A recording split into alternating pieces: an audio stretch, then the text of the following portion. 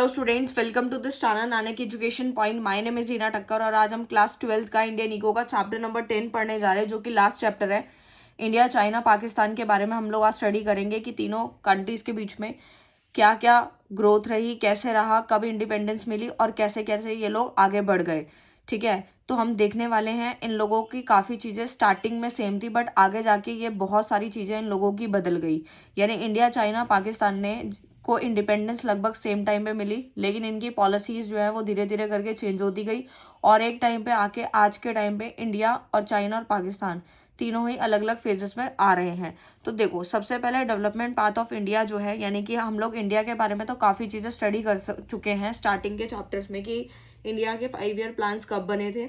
यानी कि एग्रीकल्चर पे पहले काम किया, फिर इंडस्ट्रीज पे, इंडस्ट्रियल सेक्टर पे काम किया, उसके बाद एग्रीकल्चर पे फिर से आ गए। तो ये सारी चीज़ें तो हम लोग स्टडी कर चुके हैं। अभी हम स्टडी करने वाले हैं चाइना और पाकिस्तान के बारे में, फिर इनका कंपैरिजन देखेंगे। तो सबसे पहले देखो, इंडिया को इंडिपेंडेंस कब मिली थी? 1947 में मिली थी। चाइना को मिली थी 1949 में और पाकिस्तान को मिली थी 1947 में। यानी सबसे पहले अगर देखा जाए तीनों कंट्रीज़ के अकॉर्डिंग, तो सबसे पहले इंडिपेंडेंस जो है इंडिया और पाकिस्तान को सेम टाइम पे मिली थी और चाइना को बाद में मिली थी। और तीनों की प्लानिंग प्रोसेस क्या थी? यानी तीनों कंट्रीज़ के जो मेजर जो फोकस था वो यही था कि प्राइवेट सेक्टर को आगे बढ़ाना है, उसको आगे लेके जाना है। तो इसीलिए इन लोगों ने, इन तीनों कंट्रीज़ ने अपनी अपनी प्लानिंग करी थी। सबसे पहले किसने करी थी? सबसे पहले इंडिया ने करी, उसके बाद चाइना ने करी और उसके बाद किसने की? पाकिस्तान ने करी थी। नेक्स्ट उसके बाद आता है कि टिल्स 1980s all three countries had similar growth rate per capita income. और 1980s तक इनकी तीनों कंट्रीज की जो ग्रोथ थी वो लगभग सिमिलर थी और पर कैपिटा इनकम भी इनका सिमिलर ही था। तो इस तरीके से हम लोगों ने देख लिया, बहुत सिंपल वे में लिखा है। डेटा आप लोग याद करते रहें और साथ ही साथ मैंने जो मेन लाइन है बस वही लिखी है। ठीक है, ज़्यादा फालतू मैंने यहाँ पे मेंशन नहीं किया। तो सबसे पहले समझ लेते हैं चाइना और पाकिस्तान के बीच में। यानी कि चाइना को जो है the people Republic of China भी बोला जाता है, यानी पीआरसी, नोन एज चाइना। और यहाँ पे ये जो चाइना है वो कहाँ पे सिचुएटेड है? Eastern Asia. और ये third largest country in the world, world की थर्ड लार्जेस्ट कंट्री में से एक है चाइना। और यहाँ की जो पॉपुलेशन है वो बहुत ही ज़्यादा है, लिखा भी है मैंने, most populous country in the world.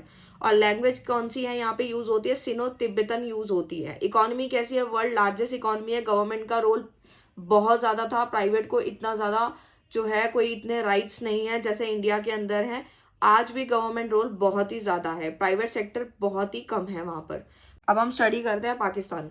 Pakistan का जो है इस्लामिक रिपब्लिक ऑफ पाकिस्तान इसे बोला जाता है। ये कहाँ पे सिचुएटेड है?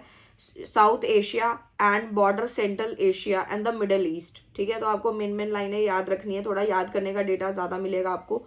पाकिस्तान जो है basically 6th most populous country in the world के अंदर काउंट होती है। यहाँ पे कौन सी लैंग्वेज का यूज़ किया जाता है? ज़्यादातर लोग जो है वो क्या बोलते हैं? उर्दू, इंग्लिश बोलते हैं।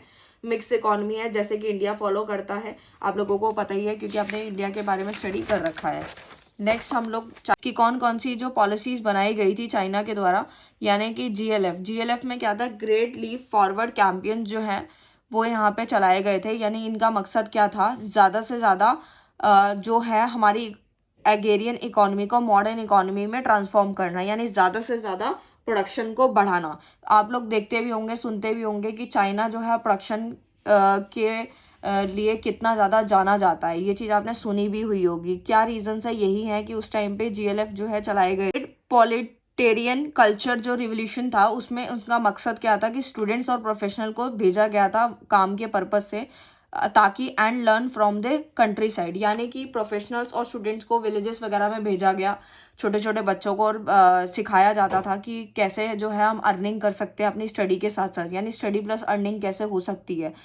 तो ये चीज़ बहुत अच्छी थी, जो कहीं ना कहीं स्टूडेंट्स को बहुत कम एज के अंदर ये सारी चीज़ें सिखाई जाती हैं और सिखानी भी चाहिए। अगर इंडिया फॉलो करेगा तो बहुत अच्छी बात है। और रिफॉर्म इंट्रोड्यूस हुए थे चाइना के अंदर, जो सबसे पहले एग्रीकल्चर के लिए काम किया गया, फॉरेन ट्रेड पे हुआ, फिर इन्वेस्टमेंट पे हुआ, उसके बाद ही इंडस्ट्रियल सेक्टर पे ये लोग मूव कर रहे थे। बट हमने जब इंडिया की स्टडी की थी तो आप लोगों ने देखा था कि 5 ईयर प्लान 1951 से 56 के अंदर एग्रीकल्चर सेक्टर के लिए काम कर रहे थे, फिर इंडस्ट्रीज पे आ गए हम लोग, यानी कि आईपीआर स्टार्ट हो गया था, उसके बाद दोबारा एग्रीकल्चर पे चले गए। तो मतलब हमारे जो भी जो प्लान्स बने थे वो कहीं ना कहीं इतने ज़्यादा अच्छे नहीं रहे, जिसकी वजह से आज हम प्रोडक्शन के मामले में इतने आगे नहीं है जितना कि चाइना है। तो कहीं ना कहीं अच्छे पॉलिसीज़ के कारण ही है, अच्छा सोचा उन्होंने, उनकी बहुत डिफरेंट वो अलग पाथ पे चल रहे थे, तो कहीं ना कहीं ये सारी चीज़ें देखने को मिली। कहीं ना कहीं जो हम देखते हैं कि ये लोगों ने, चाइना ने एग्रीकल्चर सेक्टर पे 9 ईयर्स तक वर्क किया, ठीक है। उसके बाद जब स्टेगनेंट हुई थी तब जाके उन्होंने जो है मूव करना स्टार्ट किया था। तो ये सारी चीज़ें थी जो कि उन्होंने की थी। और साथ ही साथ अब हम देखते हैं कि dual pricing in the reform process, यानी रिफॉर्म प्रोसेस के अंदर ड्यूअल प्राइसिंग सिस्टम भी स्टार्ट हुआ था, जो कि बहुत ही बेहतर था, बहुत बढ़िया था। रिफॉर्म्स आप लोगों को पता है, दोबारा से न्यू पॉलिसीज बनाना वो हमारी रिफॉर्म्स में काउंट हो जाती है, दोबारा प्रोसेस बनाना है। यानी फिक्स प्राइसिंग जो है, ड्यूअल प्राइसिंग सिस्टम स्टार्ट हुआ था 2 तरीके से, यानी फार्मर और industrial unit were required to buy and sell on the basis of prices fix by the government, की जो गवर्नमेंट प्राइस फिक्स करेगी उसी के बिहाफ पे उनको बेचना और खरीदना रहेगा, जो कि बहुत अच्छी चीज़ थी। दोनों को फायदा हो जाएगा, खरीदने वाले को भी और बेचने वाले को भी। Input and output were purchase and sold at the market price, जितने भी इनपुट और आउटपुट जो है परचेज किए गए होंगे वो भी मार्केट प्राइस पे बेचने हैं। तो कहीं ना कहीं ये पॉलिसीज़ जो है बहुत ज़्यादा, यानी जो रिफॉर्म्स प्रोसेस थे वो बहुत ज़्यादा अच्छे तरीके से वर्क करे थे। कहीं ना कहीं इनके पीछे कुछ अच्छा सोचा गया था, तभी ये चीज़ आज हम देख रहे हैं। अब हम देख लेते हैं कि पाकिस्तान का क्या था, कि पाकिस्तान ने क्या क्या चीज़ें की थी। तो ग्रीन रेवोल्यूशन जैसे इंडिया ने किया था, ग्रीन रेवोल्यूशन 1953 में आया था, जिसका मेन मकसद ही क्या था, जिसमें क्या होता था, फूड ग्रेन का प्रोडक्शन बहुत तेज़ी से बढ़ जाता है हम लोगों का ग्रीन रेवोल्यूशन के अंदर, ये आपने पढ़ रखा है। 1970s की अगर मैं बात कर लूँ, इन द अर्ली 1970s में जो हमारा पब्लिक सेक्टर का रोल था, जिसमें capital goods industries took place हो रही थी, जबकि इन लेट 1970 यानी आफ्टर 1987 की अगर हम बात करें, तो यानी 1987 के बाद की अगर बात करें तो प्राइवेट सेक्टर का रोल थोड़ा ज़्यादा बढ़ गया था। गवर्नमेंट इनकरेज कर रही थी, प्राइवेट सेक्टर को बढ़ावा दे रही थी ताकि ज़्यादा से ज़्यादा प्राइवेट सेक्टर बढ़े। Offered various incentive to them, और उनको ऑफर भी किया जा रहा था इंसेंटिव वगैरह के लिए, ताकि वो ज़्यादा से ज़्यादा आगे बढ़ पाएँ। फिर पाकिस्तान ने रिसीव किया फाइनेंशियल सपोर्ट, उनको फाइनेंशियल सपोर्ट भी बहुत ज़्यादा मिला था, इकोनॉमिक ग्रोथ भी बढ़ाने का एक रीज़न था। रिफॉर्म्स कब क्रिएट हुए थे पाकिस्तान के? 1988 के अंदर रिफॉर्म्स क्रिएट हो गए थे, ठीक है। तो उसके बाद आता है हम लोगों का कंपैरिजन हम लोग देख लेते हैं कि कंपैरिजन किस तरीके से है। तो इंडिया चाइना पाकिस्तान का कंपैरिजन हम देखें तो पॉपुलेशन के मामले में आप लोगों को पता ही है कि चाइना फर्स्ट नंबर पे आता है, ठीक है। सेकंड नंबर पे है हमारा इंडिया आता है, और जो बाद में आता है वो है पाकिस्तान। मैंने लिखा भी है very less compare to India and China. और उसके बाद बात करें तो पॉपुलेशन ग्रोथ रेट, देखो ये ग्रोथ रेट जो है किसका कम है किसका ज़्यादा, वो डिपेंड करता है कि, क्योंकि चाइना का अभी कम है। देखो पॉपुलेशन के मामले में चाइना नंबर 1 पे है, बट अगर हम देखें कि चाइना का जो ग्रोथ रेट है वो कम है, क्योंकि चाइना ने अपने सही टाइम पे 1 चाइल्ड पॉलिसी अपना ली थी। इसी की वजह से सबसे देखो कम किसका है, यानी ग्रोथ रेट कम है चाइना की।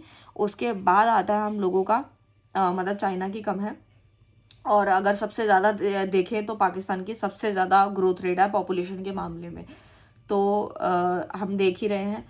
उसके बाद आता है डेंसिटी ऑफ पॉपुलेशन में आता है कि चाइना की जो है lowest age compare to India और पाकिस्तान के अकॉर्डिंगली जो है कम है।